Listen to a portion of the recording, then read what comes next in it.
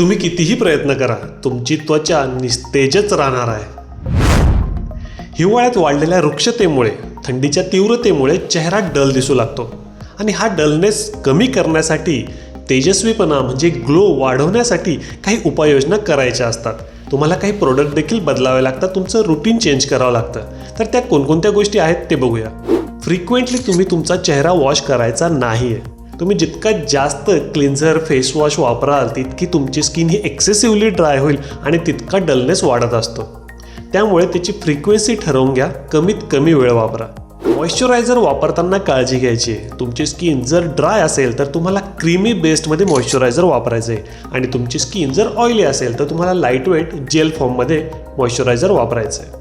जर तुम्ही योग्य मॉइश्चरायझर वापरलं नाही तर एकतर तुमची स्किन डल दिसेल किंवा चेहऱ्यावर रॅश, पिंपल्स येण्याची शक्यता देखील असते. सनस्क्रीन लावायला विसरू नका. वातावरणात जरी गारवा असला तरी अल्ट्राव्हायोलेट रेज कमी होत नसतात. ते तुमच्या चेहऱ्यावर हानिकारक ठरतच असणार आहे. त्यामुळे वातावरण कोणतंही असो, ऋतू कोणताही असो, तुम्हाला सनस्क्रीन वापरायचंच आहे.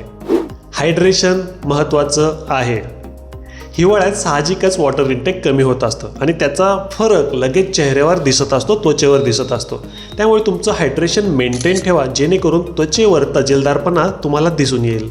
चेहरा क्लीन करताना जास्त गरम पाण्याचा वापर करू नका. तुम्ही जितकं जास्त गरम पाणी वापरणार तितकं चेहऱ्यावरील ऑइल निघून जातं आणि त्याने तुमची स्किन एक्सेसिव्हली ड्राय होत असते.